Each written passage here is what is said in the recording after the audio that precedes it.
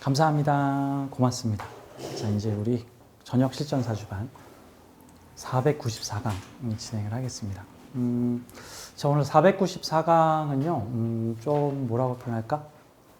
좀 일반적으로 명리계에서 뭐 좀 안 좋다, 뭐 큰일 났다, 이래도 되느냐, 뭐 이런 사주들을 좀 보여드리면서 이런 사주들도 다 살아가는 방법이 있구나 같은 형태죠. 우리 한번 이렇게 한번 생각을 해보죠.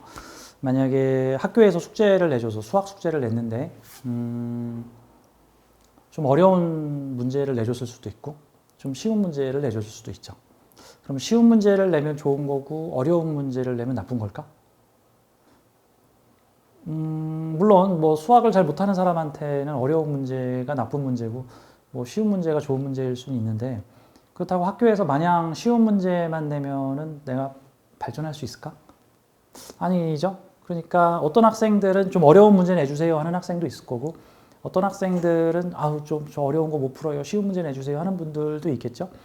그러니까 우리가 일종의 지구별 체험 계획서인 이 사주를 이렇게 짜가지고 올 때 참고로 이제 제 강의를 들으실 때 뭐 다 아시겠지만 저는 이 사주라는 게 신이 랜덤하게 우리한테 옛다 받아라 하고 전해준 뭐 그런 게 아니다 같은 거예요.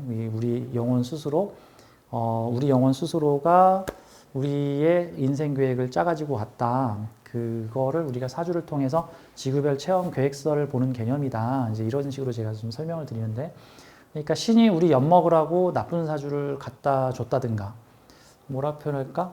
신이 나를 미워하여 또는 뭐 내가 전생에 죄를 많이 져서 내가 이번 생에 되게 안 좋은 사주를 받았는가?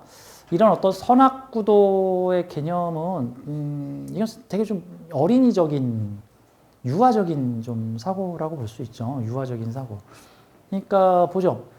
그 어린이들한테 천국 지옥이란 뭐 먹을 거 많이 주고 학교 안 가도 되고 뭐 그렇죠. 뭐 엄마가 잔소리 안 하고 막 내가 말하는 대로 막 다 이루어지고 이런 게 천국 지옥이겠죠. 뭐 그 반대는 지옥일 거고. 근데 이제 어른들이 생각하는 천국 지옥은 또 달라지죠. 각자 사람의 성장 발전에 따라 천국 지옥에 대한 개념은 달라질 수 있는 거예요. 그러니까 오늘 좀 요 사주를 좀 보여드릴 건데 이 사주는 몇 년 전, 좀 시간이 좀 됐어요. 몇 년 전에 상담을 했던 케이스인데 그 일반적으로 명리계에서 안 좋다는 요소는 다 갖다 모아놓은 무슨 종합백화점 같은 사주야. 그러니까 이렇게 보죠. 선생님께서 어려운 문제를 냈다라는 것은 너가 감당할 만하니까 그런 문제를 냈다라고 봐야 되겠죠. 그리고 이게 사실 선생님이 낸 숙제도 아니고 자기가 짜가지고 온 계획서야. 지금 이게 자기가 정확히는 나의 상위 의식이 에고 의식 말고 죽지 않는 나의 내면의 깊은 나의 본 의식이 우리는 이 지구별에서 가면을 쓰고 살아가요. 이제 에고라고 하는 페르소나를 쓰고 살아가는데 에고라는 걸 이제 자의식이라 그러죠. 나를 나라고 느끼는 자의식. 이 자의식은 뭐냐면은 어떤 느낌이냐면은 마치 드라마나 연극 또는 영화에 출연하는 배우가 그 연극이나 드라마, 영화 속의 배역에 심취하는 것 그런 게 일종의 자의식 같은 거예요. 자의식 과잉이라는 거는 일종의 메소드 연기를 펼치고 있는 배우에 비유할 수 있어요. 메소드 연기라는 게 감정 몰입을 해가지고 정말 신들린 듯 그 사람으로 빙의해가지고 연기를 하는 거를 메소드 연기라 그러죠. 뭐 어떻게 뭐 장애인 연기를 펼친 암흑의 배우라든가 뭐 미친 광기 어린 연기를 펼친 암흑의 배우라든가 뭐 이럴 때 그 배우의 메소드 연기. 그러니까 우리도 이 지구별에서 연극을 하고 살아가고 있는 건데 그 연극을 정말 실감나고 리얼하게 하기 위해서 나의 본래 의식이 아닌 이번 지구별에서 뭐 서울에 사는 몇 살 먹은 무슨 직업을 가진 아무개미고 남편은 누구고요, 뭐 제 취미는 뭐고요, 뭐 무슨 학교 나왔고요, 이런 어떤 설정을 정해서 그거를 나라고 생각하고 지금까지 살아온 나의 기억들을 나라고 생각을 하고 이제 살아가게끔 한마디로 말해서 최불암 아저씨가 전원일기에 나와서 양촌리 이장의 역할을 하고 있는데 거기서 보통 배우들은 연기에 출연하면은 마치 그 배우 연극 속이나 영화 속 캐릭터가 나인 것처럼 정말로 연기를 하죠. 사실 그걸 잘해야지 연기자가 되는 거죠. 최불암 아저씨는 본질이 최불암 아저씨인데 수사반장이라는 드라마에서는 수사반장을 연기를 했고 전원일기라는 드라마에서는 양촌리 이장을 연기를 했어. 그러면 그분은 양촌리 이장일까요? 수사반장일까요? 그분은 최불암이야. 하지만 수사반장을 찍을 때는 형사로 나왔고 그 다음에 양촌리 이장으로 나올 때는 전원일기에서는 푸근한 시골의 이장님으로 이렇게 나왔단 말이죠. 사실 연기를 하고 있는 거죠. 그 보면은 그 쉬운 연기를 하는 배우들도 있지만 보통 연기가 물이 오르기 시작하면은 그 배우들이 성장의 단계가 있어요. 배우들이 성장을 하면 어려운 연기를 하기 시작을 해. 그 막 미치 어린 광기, 막 눈빛이 살아있고, 막 칼을 휘두르고, 막 쌍욕을 해대며 구수한 사투리, 그 다음에 뭐 어마어마한 감정 연기, 막 이런 거 잘하는 배우들 보면, 와, 미쳤다. 저 배우 정말 연기 잘하네. 사실 그게 어려운 연기. 근데 어려운 연기들은 대체로 어떤 식이죠? 보통 드라마나 영화에서 어려운 연기들은 뭐 가족들에게 버림받고 뭐 사랑하는 사람에게 쫓기고 뭐 빚쟁이들한테 뭐 사면 초과에 몰리고 뭐 정말 인생의 절박한 환경 또는 액션 영화에서 죽을 고비를 넘기고 누구한테 배신당하고 그럴 때 되게 그럴 때 보통 이제 명연기가 나오죠. 명연기가. 그러니까 어떤 면에서 이런 어려운 미션의 사주, 저는 이거를 좋은 사주, 나쁜 사주라고 표현하지 않고 어려운 미션의 사주라고 표현을 해요. 어려운 미션의 사주를 가지고 왔으면 이 사람은 대배우일 가능성이 꽤 있어. 대배우일 가능성이. 물론 자신의 역량에 좀 너무 초과하는 연기를 짜가지고 와서 아이고 힘들다 하고 오메나 죽네 하실 수도 있겠지만 일반적으로 명리학에서 말한 나쁜 사주라는 거는 어려운 연기들인 거예요. 어려운 연기들. 근데 그 어려운 연기를 잘 소화하면 와 대단하다라고 하는 거고 쉬운 연기 잘하면 뭐 그냥 그런갑다 같은 거지.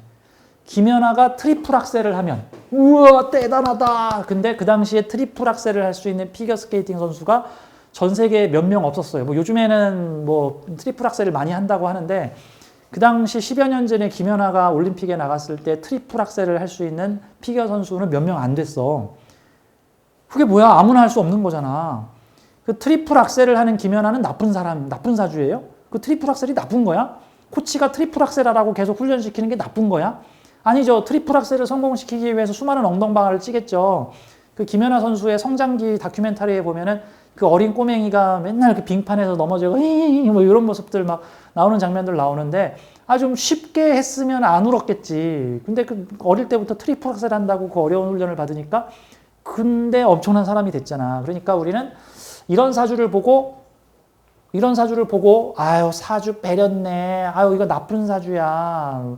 어떻게 이런 사주를 갖고 왔을까? 너 큰일 났다. 이런 식으로 얘기를 하면 안 되는 거야. 어떤 연극 배우가 자기 대본을 보여주면서 저보고 이런 연기를 펼치라고 대본집에 나와 있는데요.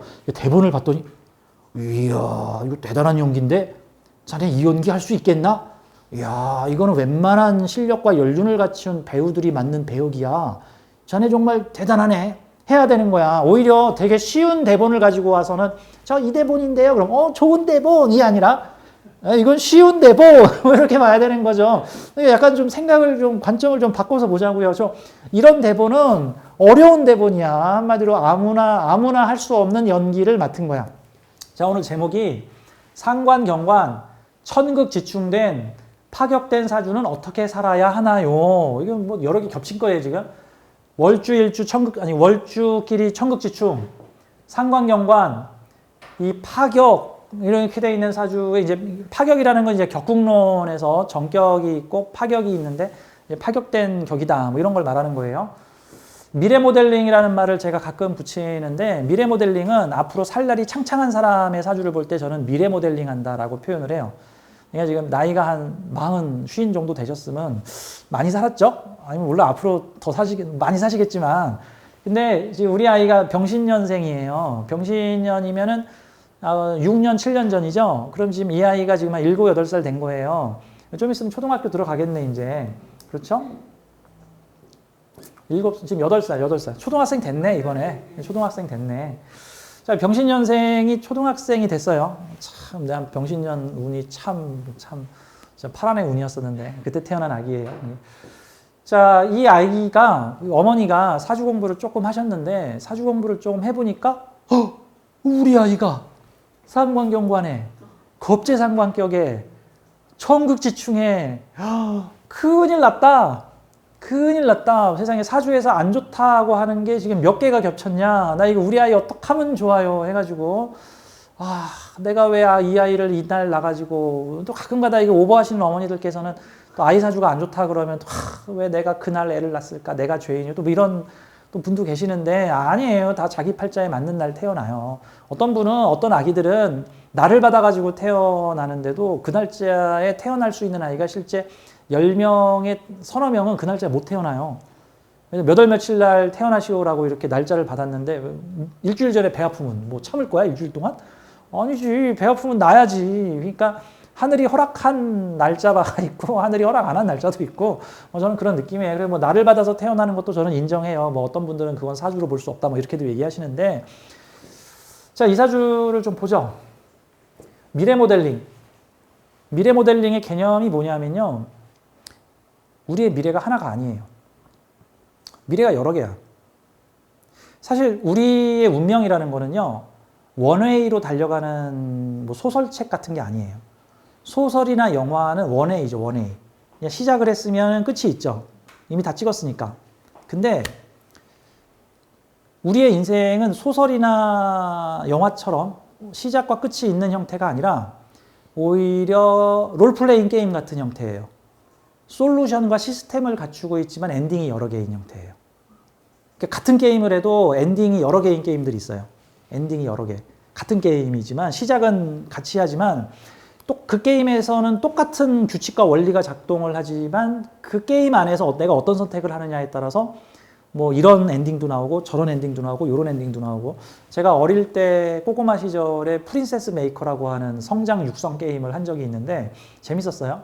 제가 중고등학교 때였던 것 같은데 그때 486 막 플로피 디스크 넣었던 시대는 컴퓨터에 플로피 디스크 넣었던 시절인데 그때 프린세스 메이커라고 하는 공주 키우기 게임인데 그게 뭐냐면 뭐 공주가 나오면은 뭐 몇 살서부터 뭐 유치원을 보내고 학교를 보내고 농장에서 일을 시키고 독서를 시키고 시장에 나가고 뭐 어떤 집사를 붙여주고 어디 가서 무슨 경험과 체험을 시키게 되면은 그 프린세스 메이커 공주가 잘 커가지고 무슨 어느 왕비가 되기도 하고 뭐 거리의 여인이 되기도 하고 술집의 댄서가 되기도 하고 또 중간에 병으로 죽기도 하고 뭐 불행해지기도 하고 행복해지기도 하고 되게 여러 가지 엔딩이 있는데 그 당시 그 게임의 엔딩이 한 20 몇 개 정도 됐었던 것 같아. 그래서 보통은 한 번 엔딩을 보고 나면 다른 엔딩은 어떨까? 해가지고 막 일부러 그 공주를 막 계속 술집에 보내고 그럼 이 공주를 계속 술집에 보내고 나쁜 남자를 만나게 하면 엔딩이 어떻게 될까? 뭐 이런 식으로 막 여러 가지 실험을 해서 엔딩을 다 보기도 해요. 마치 우리의 인생은 그런 식으로 솔루션화되어 있어요. 선택에 따라서 같은 원리가 작동을 하지만 그 안에서 엔딩이 여러 개라는 뜻이에요. 그러니까 우리 아이들의 미래도 엔딩이 여러 개예요. 뭐 이런 엔딩, 40세, 50세 됐을 때 이런 미래가 펼쳐질 수도 있고 이런 미래가 펼쳐질 수도 있고 이런 미래가. 그럼 우리는 미래를 맞추는 개념이 아니라 미래를 맞추는 거에서 더 나가서 미래를 유도해야 돼. 저는 이 명리를 본다는 것은 사주를 본다는 것은 미래를 맞추는 게 아니라 미래를 유도하는 학문이라고 저는 누누이 강조를 합니다. 이거 의사가 병을 고치는 거와 비슷한 건데 자, 의사는 병을 맞추는 사람이 아니고요. 병을 고치는 사람이에요. 그러니까 만약에 어떤 환자가 의사를 찾아가서 담배를 맨날 꼴초로 피고 있고 지금 기침을 계속하고 있고 각혈을 하고 있어. 의사가 엑스레이로 찍어보더니 당신 폐병 말기. 뭐 6개월 있으면 죽겠네. 이게 미래를 맞춘 거예요. 6개월 있으면 죽겠네. 폐병 걸려서 미래를 맞춘 거야. 이거 어쩌라고. 지금 환자가 지금 그걸 알려고 간 거예요. 저 좀 살려주세요 하려고 간 거잖아. 그러면 그 의사는 6개월 후에 죽는 미래를 맞추는 걸로 그치면 안 되고 그럼 어떤 행동을 해야 엔딩이 바뀔 수 있는지 지금 현재 이 상태로 보니까 당신은 지금 8번 엔딩으로 가고 있는데 8번 엔딩은 6개월 후에 죽는 거야. 근데 당신이 여기서 이러이러한 노력을 좀 하게 되면 9번 엔딩이나 10번 엔딩으로 갈 수 있는데 그러면 수명이 20년 늘어나거나 다시 무슨 일을 하거나 무슨 일을 할 수 있는 거야. 그게 미래를 유도하는 거예요. 그러니까 아이의 사주는 맞추는 개념이 아니라 유도하는 개념이에요. 근데 그냥 유도를 해서는 안 되고요. 가능성이 가장 높으면서 그러니까 가능성이 높으면서 바람직한 미래를 찾아줘야 돼. 바람직한 미래를 찾았는데 가능성이 전혀 없는 걸 찾아버리면 그냥 공상이 돼버려, 공상. 현재 어떻게 자랐는가, 어떤 가정환경인가, 현재 어떤 재능을 보이고 있는가를 보면서 미래를 유도해 줘야 되는 거죠. 근데 어릴 때는 아직 아이가 자기 재능적성을 발현시키지도 않고 아직 주변 환경이 어떤지는 잘 몰라. 그러니까 이제 크면서 좀 더 보다 윤곽을 드러내는 거죠. 자, 우리 아이의 사주를 좀 보자고요. 아이의 어머니가 걱정을 많이 하시는데 어떤 걱정인지 좀 보죠. 이 사주가 한마디로 겁재상관격이에요. 겁재상관격이라는 게 뭐냐면 월지는 겁재인데 격국이 겁재격이야. 근데 양인격이라고 하지 않고 요 음일간들은 양인격이라고 하지 않고 겁재격이라 그래요. 그냥 겁재에서 인중병화가 투출이 돼서 상관이 투출됐어. 그러면 한 줄 요약하자면 상관격이고 보통 상관격도 진상관격이 있고 가상관격이 있는데 월지가 상관이면서 상관이 투출되면 오리지널 진짜 상관이라고 해서 진상관격이라고 하고요. 이렇게 다른 성분에서 상관이 투출되면은 가상관격, 그러니까 100%가 아니라 뭐 약간 섞여 있는 상관이다. 오렌지 주스도 보면 100% 오렌지 주스가 있고 뭐 50% 오렌지 주스가 있고 뭐 20% 오렌지 주스가 있고 오렌지 맛 주스가 있고 뭐 식용색소, 황색 사모만 들어있는 뭐 그런 거. 그런 것처럼 이런 거는 100% 오렌지 주스가 아니라 뭐 50% 오렌지 주스라고 볼 수 있죠. 그러면 겁재적 환경에서 상관을 발현하는데 겁재라는 건 나와 결이 다른 타인이라는 뜻이고 나와 결이 다른 타인, 나와 결이 같은 타인은 비견이에요. 나와 같은 타인은 비견, 나와 다른 타인은 겁재. 그러니까 내가 잘하는 건 겁재는 잘 못하고 내가 못하는 건 겁재는 잘 잘하고 나의 장점은 겁재의 단점이고 겁재의 장점은 나의 단점이고 뭐 겁재가 잘 될 때 나는 잘 안 되고 뭐 이런 형태들이 이제 겁재 관계야. 비견 관계는 내가 잘하면 걔도 잘하고 내가 못하면 걔도 못하고 내가 망하면 걔도 망하고 뭐 이런 것들이 결이 비슷한 게 비견이라고 보죠. 근데 겁재가 상관을 발휘한다는 뜻은 나와 결이 다른 사회의 타인들의 재주가 테마가 되는 사주라는 뜻이야. 이게 내 재주야 남의 재주야? 남의 재주야. 그러니까 겁재상관이라는 게 이게 잘못 풀리게 되면 내가 한 말도 아닌 겁재가 한 말 때문에 나도 같이 엮여가지고 소년원에 들어갔다. 내가 소문 안 내고 다른 애가 소문 떠버리고 다녔는데 나까지 엮여가지고 나도 같이 잡혀 들어갔다. 술자리에서 겁재가 막 누구 욕을 했는데 나는 그 자리에서 그 소리를 듣기만 했는데 그 자리에 있던 사람 다 고발당했다. 뭐 이런 것들이 내가 속한 조직 회사에서 노조 활동을 했는데 나는 그냥 어버버버 하고 있었을 뿐인데 다 같이 경찰한테 몽둥이 찜질당하고 잡혀갔다. 뭐 이런 것들이 내가 한 행동이 아니라 겁재가 한 행동으로 인해서 문제가 생길 수 있는 게 겁재상관격. 그래서 일명 겁재상관은 친구 잘 만나라, 친구 조심해라, 네가 한 말도 아닌데 남이 한 것 때문에 엮일 수 있다. 자, 이게 부정적으로 해석할 때 그렇고요. 긍정적으로 해석하면 어떻게 되냐면 행동은 남이 했는데 이해득실은 내가 받아. 이런 경우가 그런 거 있죠. 그 깡패들을 뒤에서 이렇게 조종하여 술집에 가서 행패는 깡패들이 부렸는데 실은 자기 손 안 빌리고 다른 애들 손을 빌려가지고 목적을 이루는 사람들. 이건 되게 유능한 거죠. 겁재상관이라는 거는 결국 타인의 재주를 활용하는 사람이다. 잘못 풀리면 타인이 한 잘못으로 나까지 구설 시비에 걸릴 수 있다. 잘 쓰게 되면 이걸 잘 활용하게 되면은 내 손에 피 안 묻히고 또는 내 손이 아닌 타인들의 재주를 이용하여 돈 벌 수 있다. 타인들의 재주를 이용하여 돈 벌 수 있다. 내가 어느 마을의 이장이야, 군수야. 근데 이게 판타지 마을이라고 가정을 해서 우리 마을에 용가리가 나타나서 자꾸 농가에 불을 지르고 다녀. 그 용가리를 잡아야 돼, 못된 용을. 근데 겁재상관을 쓰는 사주야. 그러면 내가 잡어, 현상금 사냥꾼 불러서 잡어. 현상금 사냥꾼, 나는 사냥 못하지만 사냥 잘하는 사람이면 겁재잖아.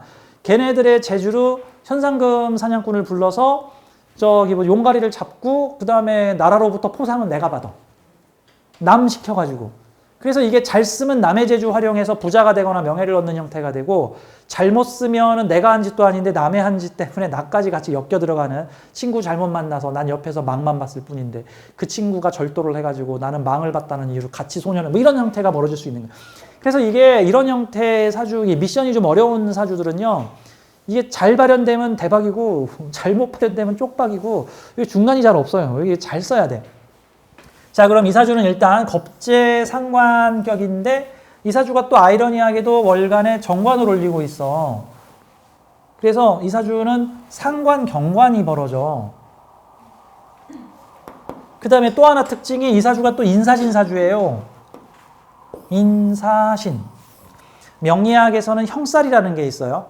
에너지의 방향성이 서로 다른 에너지들을 섞어서 써야 될 때 형살 조종이라는 형태가 나타나는데, 마치 비유를 하자면은 세 가지의 서로 섞이지 않는 재료를 가져다가 하나의 음식을 만드는데, 그러다 보니까 세 가지의 재료를 조금씩 다 변형을 해서 함께 모아야 돼.